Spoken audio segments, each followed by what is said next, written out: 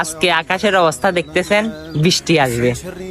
একদিন আল্লাহকে জিজ্ঞেস করলো মুসা নবী, হে আল্লাহ, আপনি খুশি হলে কি করেন? আমার আল্লাহ জবাব দে, হে মুসা কালিমুল্লাহ, আমি খুশি হলে একটু একটু বৃষ্টি নাজিল করি।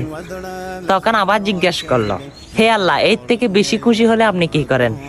তখন আমার আল্লাহ জবাব দে, হে মুসা কালিমুল্লাহ, এর থেকে বেশি খুশি হলে আমি একজন মানুষের ঘরে মেহমান পাঠাই।